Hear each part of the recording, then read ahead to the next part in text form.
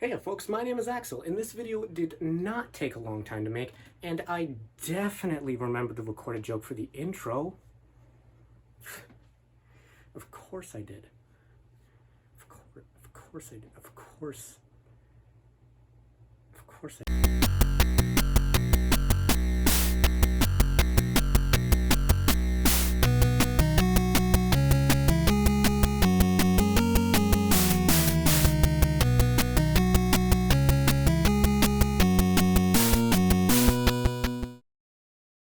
So here we go, guys. Picture yourself a few weeks ago. I'm on vacation. I'm having a good time. I just ate some good food, just got some new games, spent over $60 on crane machines. By the way, if you ever see a crane machine with ducks in it, destroy the thing.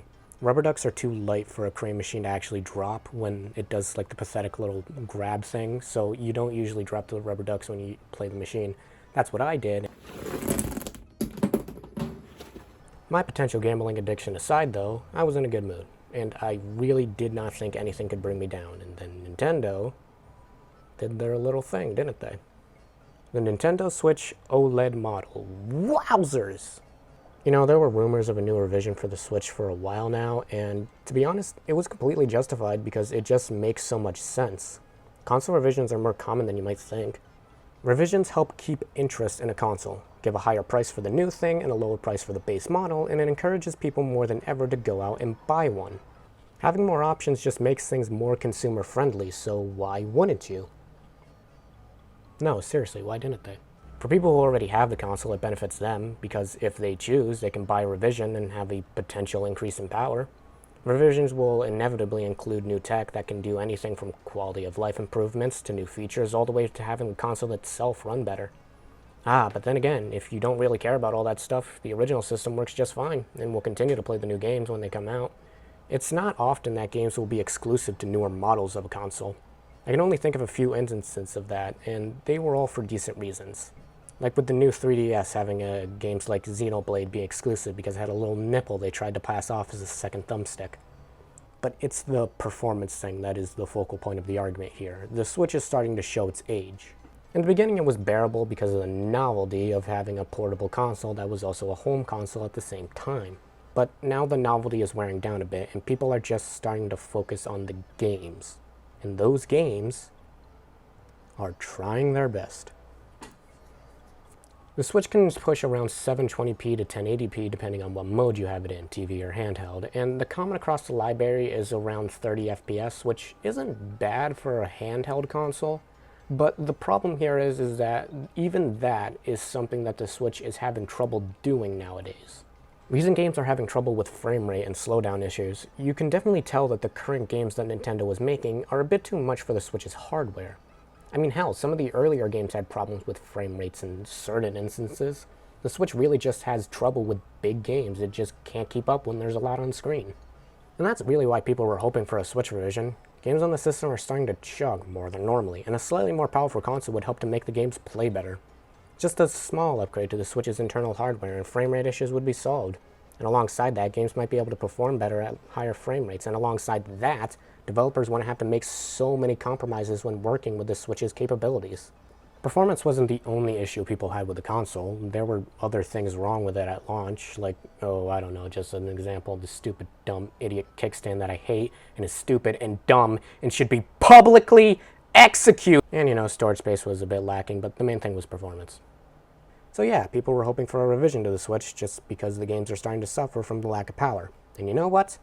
That's what happened. And they did everything except what we wanted. The Nintendo Switch OLED is the Switch's official console revision.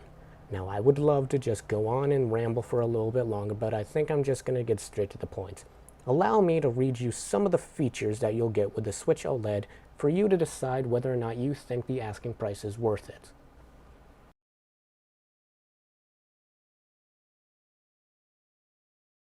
So we head over to the website and, oh, hey, look at that. Completely coincidentally, one of the first things on the website says that it has a new kickstand. That's pretty cool.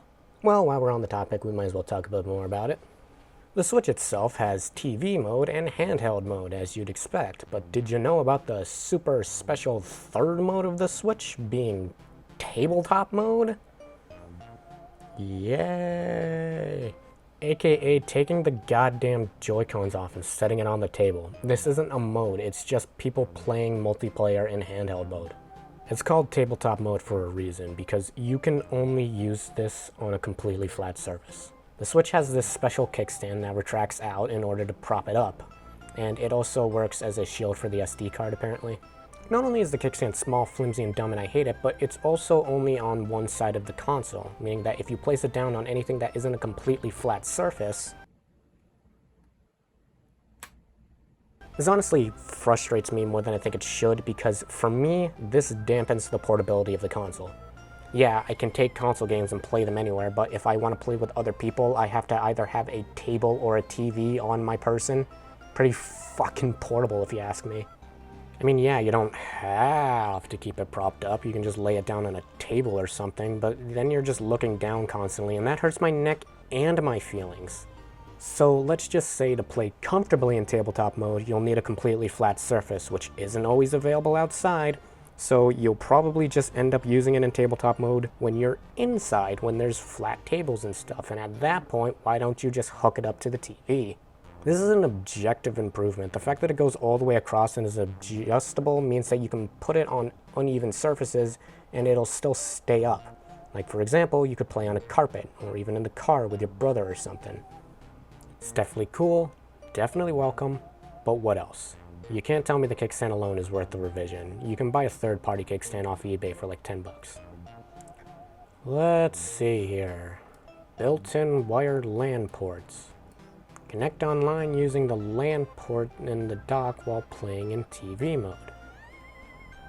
Huh. So this is basically just a plug inside the console itself so you can use an Ethernet cable. Before this, there wasn't a whole lot of options if you wanted to have a good online connection. You either had to use pure Wi-Fi connection or you could use an Ethernet cable, but you needed to use a wired LAN adapter in order to make it work. Plug the Ethernet cable into the wired LAN adapter, the wired LAN adapter into one of the USB cords onto the Switch. This was a fine workaround, but it ultimately wasn't the greatest option. I'm not tech savvy enough to be an authority on the matter, but apparently using an adapter is slower than it would be to just plug it into the system itself because it has to adapt, I guess, I don't know. Like if you were to just plug an Ethernet cable straight into the console instead of just plugging it into another device and then plugging that device into the console, it would be faster. Regardless though, even if it was exactly the same speed, it's still better to have a port directly into the console, because to buy an adapter directly from Nintendo is like $40. You could buy an entire game with that. Do I look like I have that kind of money? I have more important stuff to spend on. I've already shared my opinion on Nintendo's online extensively, so I'll just end this by saying that any upgrade to the online experience is a welcome one, with open arms. This is going to be appealing for a lot of people, I imagine. It's not appealing for me though, because I don't really use an Ethernet cable. I play Smash on Wi-Fi, like the degenerate I am. Anyway, 64 gigabytes of internal storage. Save your game system with 64 gigabytes of internal storage. I never liked the idea of storage space being a selling point on a console. The point of a console is to, get this, play games. So the fact that console can hold games on it isn't that exciting. The fact that my Switch can hold my Puyo Puyo save file on it and not blow up is not this holy grail sent from heaven that's gonna loosen my wallet from my pocket. Now some people make the argument that digital is the way of the future, and digital games take up more space than physical games on a console. So a console having more storage on it should be a good reason to buy it, because you can have more digital games on it. But no, that's not how logic works. If digital really is the way of the future like most people say, then it's even more of a reason that storage space shouldn't be something we have to worry about. If all our games are going to be saved directly to our consoles in a generation or two, then having those games actually be on the console should be expected from developers. It should be a standard if it's so important, not a bullet point on the back of the box. And even if console storage would be something that's remotely interesting to me, 64 gigabytes would not. The original Switch had 32 gigabytes on it, which would probably be enough for you if you bought everything physical like I do. That's because most of the game's files are on the cartridge itself, so the only thing you'd have to worry about being saved to the console would be your save file, which in and of itself is pretty small. It just tracks your position in the game. Anywhere from 1 to 1/2 to even 1/3 of a gigabyte is enough for a save file, so 32 gigabytes would be enough to store around 35 to 50 games if you planned it out accordingly. And then hey, 64 gigabytes on it, that number easily doubles. So if, again, you're more casual about it, you'd probably be able to store 100 games on it. I don't think a casual ever would buy 100 games, but they could if they wanted to. If they bought physical. But let's say you don't. Let's say you don't like having all this useless plastic lying around. And let's say you don't like having to switch out cartridges all the time. And let's say, hypothetically, you just are a little bit enticed by the convenience of digital games, where it's always on your system. You can just switch out between games easily, especially games you play often. That means you have to store all the game's files directly to the system, which is more than just save files, taking anywhere from 8 times the amount of a save file to 16 times the amount of storage, which, to remind you, is only around 1/2 a gigabyte, so it's not that much really under any other circumstance. But on my Switch, my game of Hollow Knight that I just love and would hate to delete takes up 1/6 of my console space. And I can already tell there's going to be some neckbeard white knight at some point that's going to be like, herpadur, just buy an SD card. And you know what? That's exactly what I did. And it cost me $40. You can't just go out and spend $40 on any... Yeah, I don't necessarily have to worry about console space, but that's because I mostly buy physical anyway. I'm trying to speak from the perspective of the average consumer, someone who is interested in games enough to buy a lot of them, and maybe they don't want to buy physical games because they don't have a lot of space in their house, or maybe there's not a lot of stores nearby, or maybe they just prefer it. And that guy's going to have to delete games constantly to free up space because there's just not enough of it. And to see a revision that comes out that advertises new internal storage that A, isn't even all that much, and B, really isn't all that much, isn't all that enticing to me, because an extra 32 gigabytes isn't going to do all that much in the grand scheme of things, because it's not a lot. It's very small, just like my interest. Enhanced audio. Enjoy enhanced audio from the system's onboard speakers. Okay. I never really had a problem with the original system's audio. In fact, it's never really something that ever crossed my mind. The audio is crisp enough. But then again, I'd make the argument that it didn't have to cross my mind. Not everything in a console revision has to be a direct response to customer complaints. It's like I said at the beginning, a console revision is made with the intent of improving the original console. Sometimes when a console has a very glaring problem with it, a large group of people will notice that problem and call it out, and then it becomes the best of both worlds because both the creator and the consumer realize and see that the problem is there, and then, if we're lucky enough, the problem can be addressed in a revision or the next console, everyone is happy and everything stays civil. But sometimes that doesn't happen. Sometimes the realization of a problem is in fact one-sided, and then, you know, that's not a big deal. It's fine, it's cool, it's fine, it's whatever. I don't really care about it. It's fine, it's cool, it's fine, it's fine, it's fine, it's fine, it's fine, it's fine, it's fine, it's fine, it's fine, it's fine, it's fine, it's fine.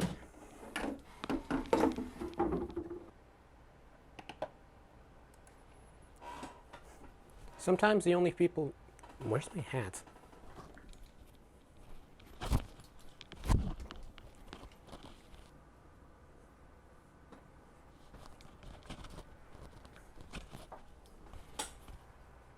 I don't know.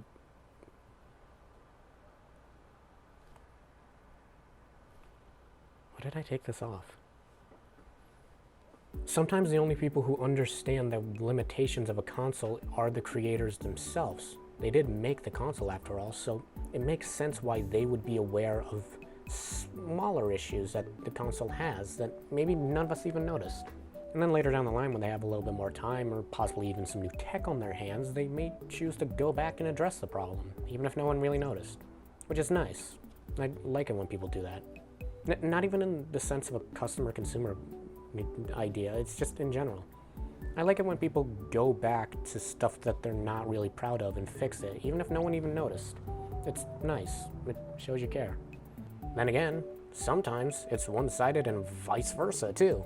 Sometimes the customer sees a glaring problem with the I'm having a stroke. Sometimes the customer sees a glaring problem with the console and the company just does not either notice or care to address the problem that is hindering the experience with their products. Hey, speaking of which, 3 modes, no one cares. Joy-Cons are just Joy-Cons. They are not revised. It's the same controllers. The same controllers that we've had for a while now. The same controllers that break and drift and are basically unusable after around a year or so. The same Joy-Cons that cost...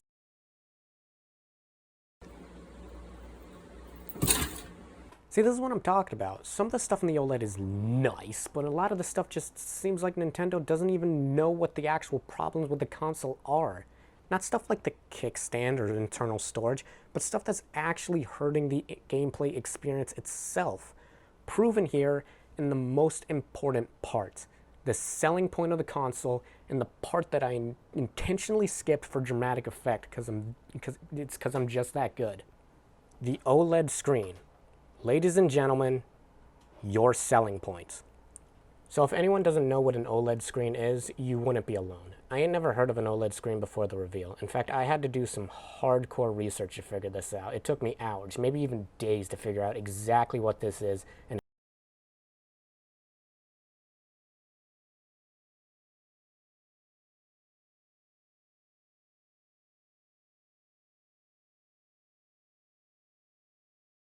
OLED stands for Organic Light Emanating Diode. Diode. The fuck? And is pronounced OLED. OLED is a type of flat screen display that is similar to an LCD that does not require a backlight. Instead, the LCD within the OLED panels light up individually. An OLED screen has 6 layers and work together to produce colored images. So basically, the big difference is the way the screen is lit up. LCD screens utilize a backlight, which means the screen is lit up with one light and is utilized throughout the entire screen. This is the type of screen that many standard monitors use and TVs, and is the one that's used on the base model of the Switch. OLED screens, on the other hand, do not use standard backlights. As a matter of fact, they use no backlight at all. Each individual pixel of the screen is lit up by itself to create a brighter, more vibrant image.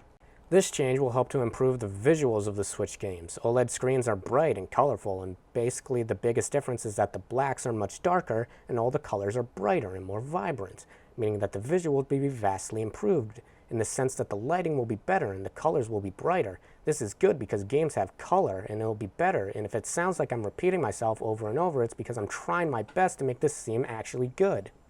There really isn't much to say here. OLED screens are nice. They are better than LCD screens. They're brighter, they have more vibrant colors, it has a crisper contrast, and to give it this, the fact that it's implemented directly into the screen does mean that the change is universal. It means that every game across the Switch's library will be able to handle this upgraded visual quality. OLED screens alone are stupid expensive to make, and Nintendo is selling theirs for only $50 more. That's a pretty good deal, actually. And as someone who plays Switch almost exclusively in handheld mode, I will say that a universal visual upgrade does interest me at the very least. But the internal hardware is absolutely the same. The console isn't any different. It's just the screen. The system is going to still have problems running games. That's not to say that I think that anything in the OLED is necessarily bad. Apart from the whole storage thing, I do think that everything present here is a very good improvement upon the Switch. And even then, the storage they did give was neat, and it is only a $50 increase from the original model, which I do think is very nice, seeing how OLED screens alone are a tad pricey. Yes, I do believe the Switch OLED is a nice product, however, the fact that this is what we got seems like a very tone-deaf decision on Nintendo's part. It's neat, but what literally everyone who owns a Switch can universally agree on is the fact that the base model Switch is having trouble running modern games, and it's hurting the gameplay experience. And if the games that Nintendo is going to produce are only going to get bigger and more grandiose in size, like how they have been doing, then I see the Switch having massive drops in quality going forward. Not because of anything to do with the games, but more so because they're making current-gen games on last-gen hardware. They're making Gen 9 games now. We are in Gen 9, and Gen 9 games require more powerful consoles, so Gen 9 consoles were made to support Gen 9 games. But the Switch is Gen 8. Are you beginning to see the problem here? Frame rate and slowdown is the single biggest problem Switch games have, and it's most likely only going to consist across the vast majority of the first-party library. And if Nintendo wants to keep improving their games, then that means this problem is only going to get worse as time goes on. And we've got like 3 years left until we can expect a new console, and it's not even guaranteed that they'll address the problems with frame rate then. It's not even a thing about, it's not what I want, I'm mad E. It's more so a bad decision from a business perspective. You're a company that's purpose is to make games that are profitable. Why on God's green earth would you not address the biggest problem with your game platform? Me, personally, it doesn't really bother. I don't really play Nintendo games because of the graphical power of their system. I don't know if you noticed, but this company isn't traditional. But I know it's going to bother a lot of people, and I can completely understand how it bothers people when sometimes you're playing a game and it just dies. So here we are at the point of the video. Do I plan to buy the Nintendo Switch OLED? Maybe. Like I said, as someone who plays handheld mostly, the visual thing is very appealing. If I can sell my base Switch for a decent price, like $170 or something, I'd be willing to put in the extra $100, $200 that it would need to make up the difference. I mean, hey, my Joy-Cons are on the way out anyway, so why not splurge a little bit and feed into the endless loop of obsoleteness that companies push in order to suck us all. However, that begs the question, should you buy the OLED model? Well, if you already have a Switch and you don't really care about visuals, then God, no, you should not. This console is a console that only exists for the sake of quality of life improvements, not actual improvements to the console. Your base Switch works fine. In fact, it works exactly the same. But if you're interested in the Switch, then it's a fine enough purchase. Maybe you've always been interested in the Switch, but never really got into it, and maybe you decided it's better to wait for something else, and now your time has come. If you find yourself interested in buying a brand new Switch and you're a big visual and color person, then the extra $50 to $150 needed to buy the Switch OLED is a fine enough purchase. In fact, now that I say it out loud, that might have been the intent from the beginning. Huh.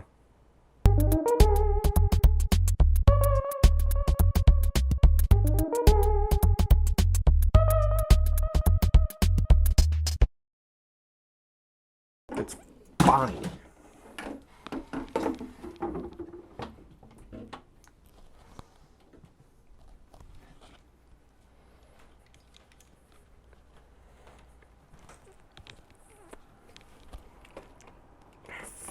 Fuck, what did I do?